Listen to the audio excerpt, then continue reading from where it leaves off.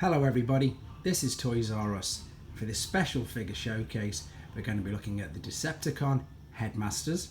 So we've got the original Generation 1 figures here and the new Generations Titans Return versions.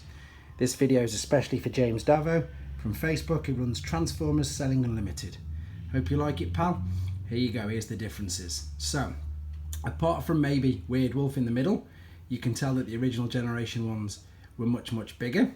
They obviously did lose some of the articulation with them being as big as they are, but as I mentioned with the Autobot video, the original Generation 1 figures came out in 1987, and whereas the newer versions, the Titans Return, the ones with much more articulation and much more detail, they came out nearly 30 years later. So these came out around about mid-2016. So we've got Mindwipe on the left hand side, Weird Wolf there, and Skull Cruncher at the end.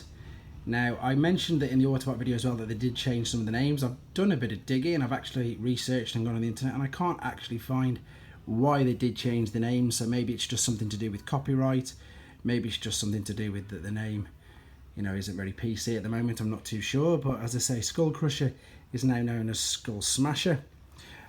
Weird Wolf is Wolf Fire, but they've kept Mindwipe the same. Again, no explanation that I can find on the internet why they've done that, but that's what they've done. So let's have a quick look. So the big difference, as I say, with especially Mindwipe, is just the size of the wings, and for that reason, that if you are displaying him, he has to be quite away from whatever you're resting him up against. Same with Weird Wolf, to be fair.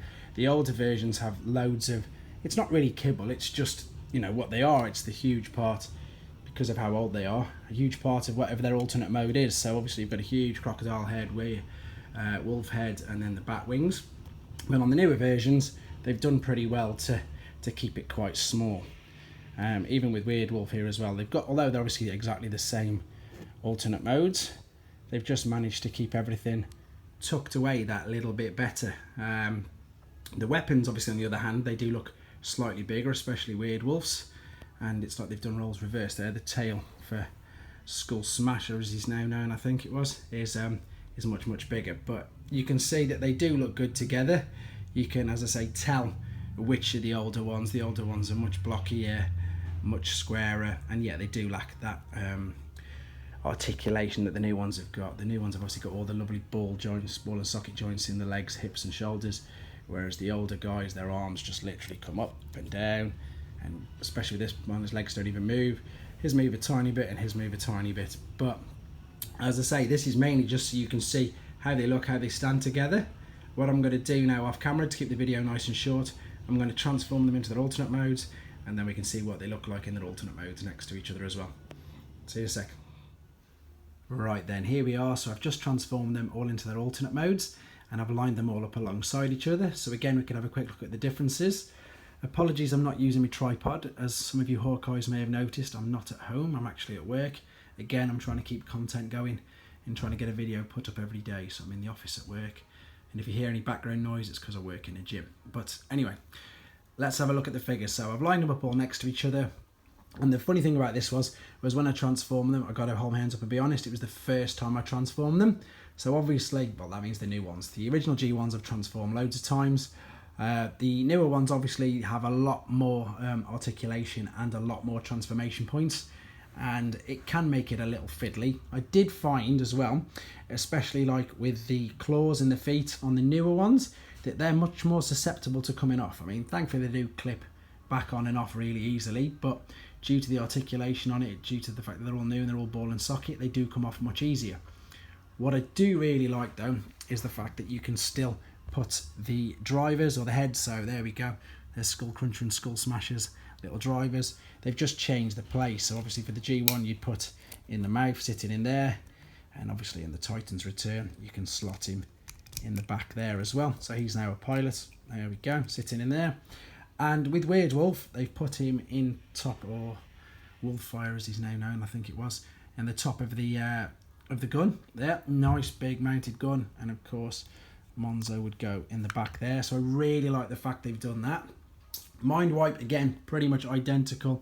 I've put him inside there, that's where he goes, and if I wanted to, I could have put this little guy in the front as well. So the differences obviously in the head, if we have a quick look, is the original G1s are much bigger. They've got the same articulation, same movement in the arms and in the legs. Big difference with these though is they haven't got this fold down bit, so sometimes when they're in robot mode they can come up like fold down if they're really loose. What I also like about the new ones is that, as you can see, all of their, whether we call it kibble or whatever we want to call it, you didn't have any of this on visible on Mind Wipe in his robot mode. It was all folded away, tucked nicely in and around the legs. And the same, in honesty, with the others. These legs fold right out, the whole torso stretches right back. They are very good. I do really like them, and having actually, as I say, just played with them, or transformed them, shall we say, they're good. They're not too difficult. The funny thing as well I noticed, again, between the differences of the Autobots and the Decepticons, the Autobots are obviously all vehicles, and then the Decepticons are all beasts, or all animals. So I don't know whether that was deliberately, it must have been, but that's the big difference between the Autobots and the Decepticon headmasters. But for the people who like the comparison videos, and as I say, for James Davo, this one is for yourself.